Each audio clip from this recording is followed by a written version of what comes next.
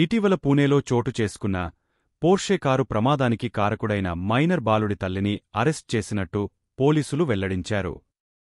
Minor బాలుడి రక్త నమూనాలను తన రక్త నమూనాలతో మార్పిడి చేసినట్టు పూర్తిగా నిర్ధారించుకున్న తరువాతనే ఈ అరెస్ట్ చేసినట్టు పూణే పోలీసులు శనివారం ప్రకటించారు. ఇక ఈ కేసులో భాగంగా మైనర్ బాలుడి తండ్రి మరియు తాతలను పోలీసులు ఇప్పటికే అరెస్ట్ చేశారు. ఆధారాలు మాయం చేయడానికి ప్రయత్నం చేయడంతో పాటు ఒక డ్రైవర్ను కిడ్నాప్ చేసి ఈ యాక్సిడెంట్ తానే చేసినట్టు ఒప్పించడానికి బలవంతం చేసిన కారణంగా వీరిపై కేసు నమోదు అయింది.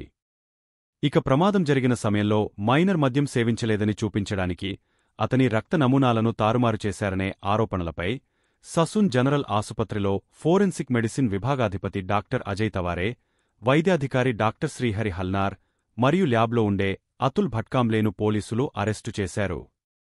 రక్త నమూనాలను మార్చడానికి డాక్టర్ హల్నోర్, భట్కంబ్లే డాక్టర్ తవారే నుండి మొత్తంగా 3 లక్షలు అందుకున్నారని సీనియర్ పోలీసు అధికారి ఇంతకు ముందు చెప్పారు.